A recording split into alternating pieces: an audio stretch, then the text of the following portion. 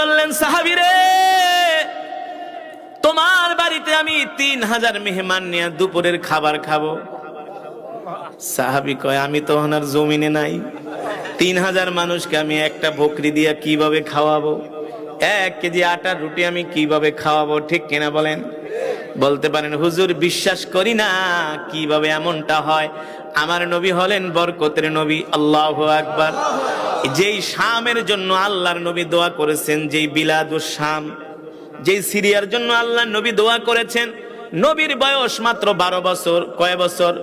সেই 12 বছর বয়সে তার চাচা আবু তালেব তাকে নিয়ে মদিনা মক্কা থেকে সিরিয়ায় দামেস্কে ব্যবসা করার জন্য গিয়েছিলেন। আল্লাহর নবী তখন অল্প বয়স, তিনি মরুভূমির প্রচন্ড রৌদ্রের তাপে, বালুর তাপে আল্লাহর নবী একটু অসুস্থ হয়ে গেলেন, ক্লান্ত বোধ করলেন। চাচা আবু তালেব বললেন, ভাতিজা, তুমি ক্লান্ত হয়ে গেছো, আমি তোমাকে কোথায় বিশ্রাম দিব?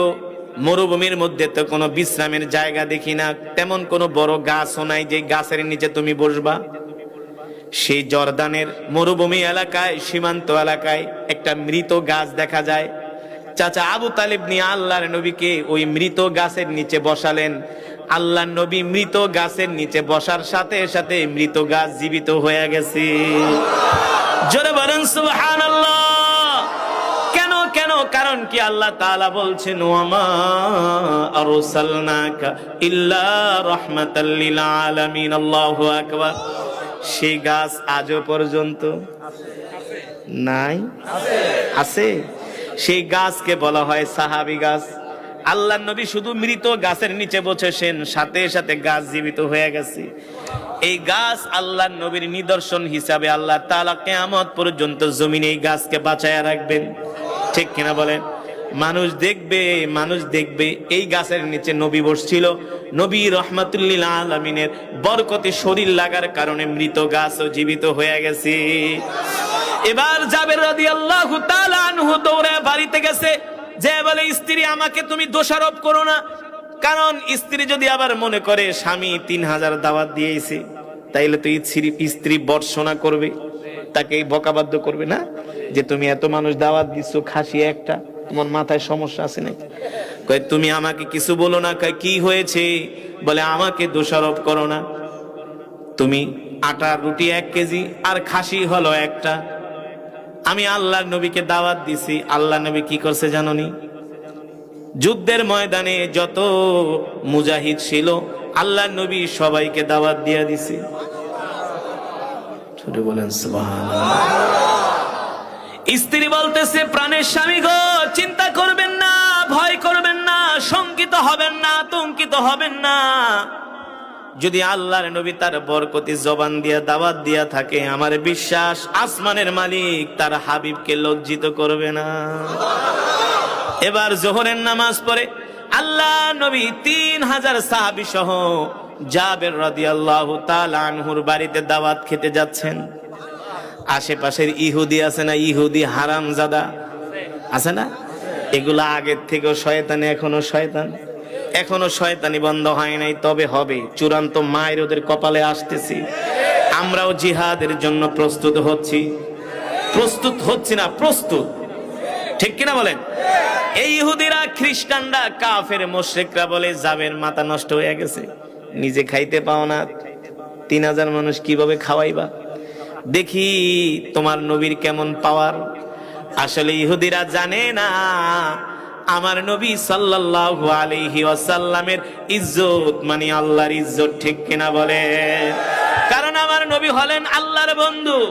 ঠিক কিনা বলে? আল্লাহ তাআলা বলে, হাবিব গো, এই দুনিয়াতে যত নবী পাঠাইছি সবাই আমার সাথে বন্ধুত্ব করছে। হাবিবুল্লাহ, খলিলুল্লাহ, ঠিক কিনা বলেন? ঈসা রূহুল্লাহ, আদম সফিউল্লাহ, মূসা কালিমুল্লাহ। আল্লাহু আকবার। এই দুনিয়াতে আমি যত পয়গম্বর পাঠাইছি সবাই আমার সাথে এসে দোস্তি করছি, কিন্তু আমি আল্লাহ আগ বাড়ায়া আপনার সাথে বন্ধুত্ব করেছি। আমি আল্লাহ বলেছি, হাবিব, আমি আপনার সাথে দোস্ত করতে চাই, আমি আপনার সাথে দোস্তি করতে চাই, বন্ধুত্ব করতে চাই। আল্লাহু আকবার। এই নবীকে কখনো রব বেইজ্জতি করে নাই, করবেও না। জাবের রাদিয়াল্লাহু তাআলা আনহুর স্ত্রী বলে, স্বামী গো, যদি আল্লাহর নবীর জবান দিয়া দাওয়াত দিয়া থাকে আপনি চিন্তা করবেন না, অবশ্যই আসমানের মালিক জমিনের মালিক অবশ্যই তার হাবিবের ইজ্জত রক্ষা করবে, এতে কোনো সন্দেহ। এবার আল্লাহর নবী 3000 মেহমান নিয়ে জাবের রাদিয়াল্লাহু তাআলা আনহুর বাড়িতে হাজির। কোন কোন বর্ণনায় 1500, কোন কোন বর্ণনায় 3000, কিন্তু অধিক বর্ণনা হলো 3000। 3000 সাহাবী নিয়ে আল্লাহর নবী জাবের রাদিয়াল্লাহু তাআলা আনহুর বাড়িতে হাজির। এবার সাহাবীর চেহারার দিকে তাকায় আল্লাহর নবী বুঝতেছেন যে তার প্যালপিটেশন হয়ে যাচ্ছে। চিন্তা লাগে না? এত মানুষকে কেমনে খাওয়াবে, কিভাবে? এটা তো সম্ভব না। হাড্ডিও তো এক একজন ভাগে পাবে না, গোস্ত তো দূরের কথা, জোলও পাবে না, ঠিক কিনা বলে? আল্লাহর নবী ডাক দিছে, তাআলাও ইয়া জাবের, এদিকে আসো। কি চিন্তা করতেছো? জাবের রাদিয়াল্লাহু তাআলা আনহু মুস্কি হাসি দিয়া বলে, না গো আল্লাহর নবী, চিন্তা করি না, আপনি আছেন, আমার রব আছে। তার কি কোনো চিন্তা আছে নাকি? জোরে বলেন, হাসবুনাল্লাহু ওয়া নি'মাল ওয়াকিল, নি'মাল মাওলা ওয়া নি'মান নাসির। আসমানের মালিক জমিনের মালিক আরশের মালিক ডাক দিয়া বলেন যে আমার উপর ভরসা করে, আমার উপর ভরসা করে, আমি আল্লাহ তার জন্য যথেষ্ট হয়ে যায়। আল্লাহর নবী রাহমাতুল লিল আলামিন ডাক দিয়া বলে, জাবের এদিকে আসো, চিন্তা করো না, টেনশন করো না। তুমি ভাবতেছো এত মানুষকে তুমি কিভাবে খাওয়াইবা? খাওয়াবা তুমি না, খাওয়াবেন কি? আল্লাহ। জোরে বলেন, যাও গোস্তের পাত্রটা নিয়ে আসো, রুটির পাত্রটা নিয়ে আসো। এবার জাবের রাদিয়াল্লাহু তাআলা আনহু আল্লাহর নবীর সামনে গোস্তের পাত্র আর রুটির পাত্র হাজির করলেন। আল্লাহর নবী বিসমিল্লাহ বইলা পাত্রের উপরে হাত দিলেন। হাত দিয়া বলল, যাও তুমি তোমার স্ত্রীকে বলবা যারা এই গোস্তগুলো বেড়ে দিবে, রুটিগুলো বেড়ে দিবে, তারা যাতে ঢাকনা না উঠায়। পুরোপুরি ঢাকনা উঠাবে না, অর্ধেক উঠাবে, আর শুধু বাড়তে থাকবে।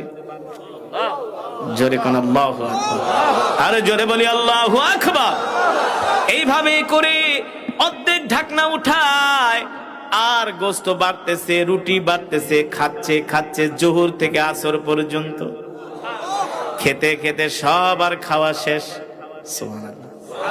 আশেপাশের ইহুদি গুলো, মুশরিক গুলো তাকায় তাকায় দেখতেছি, কিরে এমন ঘটনা তো জীবনেও শুনি নাই। তোরা শুনবো কই থেকে? তোরা তো মুদ খাওয়াইন না জাত, তোরা তো গরুর মুদ খাওয়াইন না জাত, আর আমরা হলাম দুধ খাওয়া জাত, ঠিক কিনা বলেন?